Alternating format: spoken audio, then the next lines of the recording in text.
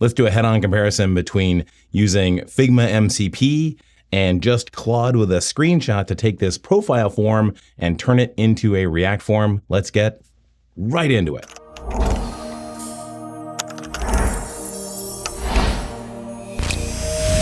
All right, so I've got two projects here. One is Claude with screenshot and the other is Figma MCP. They are both TanStack Start applications. Let's take a look at the Figma MCP one. They're exactly the same right now. So if I just bring up PMPM dev, we can see that all we have is this spinning React logo. This is the basic starting point for our application. We want this page replaced with this profile form over here in Figma. So this is the Figma desktop application. That's actually pretty important. That is the one that supports the MCP stuff. We're not going to use that though. We're going to grab a screenshot and let Claude go ham on making that inside of our Claude application. I'll save that locally. Now we'll go back in the terminal and I'll bring up Claude inside of the Claude with screenshot directory. All right, here we've got Claude. So I'm going to say replace the homepage route with the form from this screenshot. And I'm going to drag the screenshot into my terminal and we're just going to let it roll. All right, well, that's cooking. Let's go try out the Figma MCP version. So the first thing I need to do is bring up my editor over in Figma MCP. I'm gonna use Cursor for this, but you can use any MCP-enabled server. That would include VS Code, Kiro, Cursor, Windsurf, what have you. So I'm gonna bring up my MCP settings. All right, so we can see that we don't have any MCP tools installed, so let's figure out how we can connect our Figma MCP to our Cursor. So to do that, we'll go over to Figma. And then the Figma menu, you wanna make sure that this enable dev mode MCP server is selected. Let's do that. It's on localhost at a particular port. So I'm gonna go back over to my Cursor, add a custom MCP. All right, so I've added this Figma MCP server, given it that URL that we just saw, given it the type of SSE, which is the transport mechanism that they're using here, server sent events. Now that's actually really cool because what they're doing here is they're avoiding having to do authentication as well as figuring out what project you're looking at by basically connecting you to your desktop application. So you're already opt in, obviously, and it knows what project you're working on because that's the one that you're working on the desktop. So it's really neat that they've actually used this mechanism to accomplish their SSE stuff. All right, so let's go over to our Cursor settings and see what Figma looks like. All right, looks like we're connected and we got the tools. In this case, get code is the primary one that's going to get the HTML code for whatever we have selected on the screen.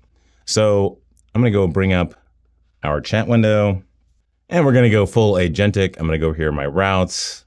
This is gonna be my context, this is gonna be my index route. So I'm gonna say replace the homepage route with the profile form in Figma. Let's try it out. All right, while that's cooking, let's go take a look at what's happening over on the Claude side. All right, looks like the homepage route has been successfully replaced with the profile info form. Let's give it a try. So I'm gonna do PMPM dev to bring it up. And we'll take a look. And wow, that's really good as a starting point. Yeah, okay. We'll take a look at the delta between those two.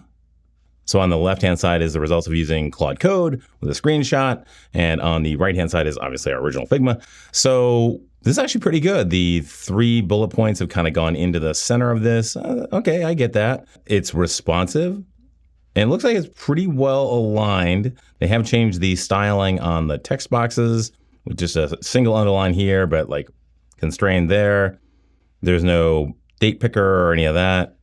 There's no drop down for the location, and this ITIN field, which I don't think was editable before, has become editable. Okay. All right, not too shabby for a first start. Let's go take a look at the code. All right, here's our Claude with screenshot project, and we'll take a look at the code over in routes index. And okay, this is pretty clean. Doesn't look like it's created any components that I'm aware of. So over here in components, there's no new components. And we can see that it's using classic input fields, just styled with Tailwind. So this is a pretty clean starting point. Now let's go take a look over at Figma with MCP. All right, it looks like it's made a lot of changes. So let's just accept those changes and see what we've got. All right, so again, left is React and on the right is Figma.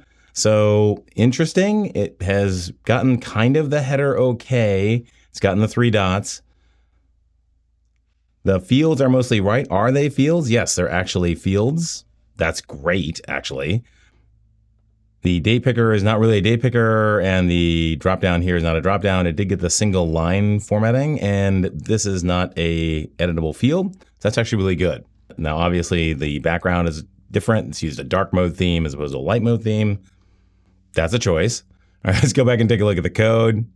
So I gotta say here, the code is a lot better than I've seen in other times that I've tried this. And that's actually kind of the fun of doing these sort of videos. Because it's AI, you never really know what you're gonna get.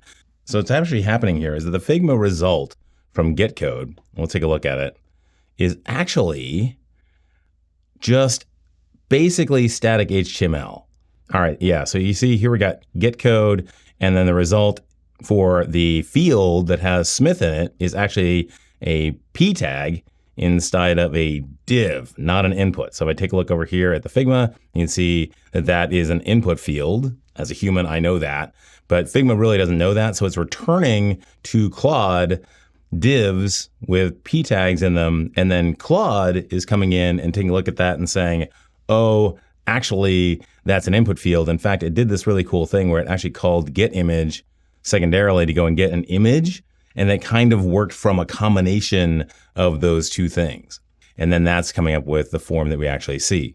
And sometimes it doesn't do that. And I'm actually kind of surprised that it did here. I've never actually seen it do that before. So what I've had to do in the past is take a manual screenshot and then give it to Sonnet through this agent again and have it go through and do this kind of work.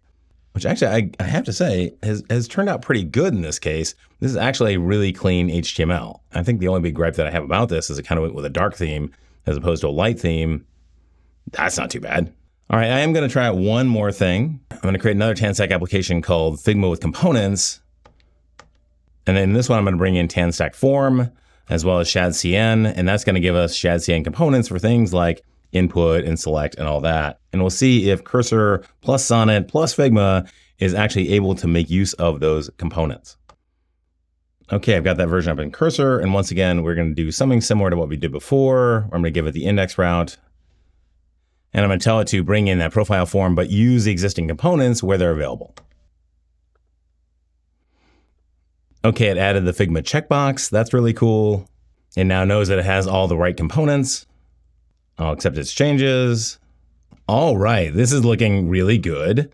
Okay, it's gone with a light theme this time. You know, you roll the dice, you get different things, different times. Okay, let's go take a look at what it did for the components. All right, it looks like it's brought in the ShadCN components. And it's used them for the inputs and the selects. This is really good. All right, this has actually turned out a little bit different than I thought it would. I've seen it in the past where Claude Code with a screenshot actually did better than using the Figma MCP. Turns out, I think this time around, it actually went the other way. And I think Figma with MCP plus Sonnet as the model plus giving it some components has actually turned out really well. I would use this code, no problem. But I am going to upload all this code to GitHub. And of course, there's a link to that in the description right down below. And you can tell me, what do you think about the code? Put that in the comment section right down below. I'd love to hear from you. In the meantime, if you like this video, hit that like button. If you really like the video, hit the subscribe button and click on that bell and you'll be notified the next time a new blue collar coder comes around.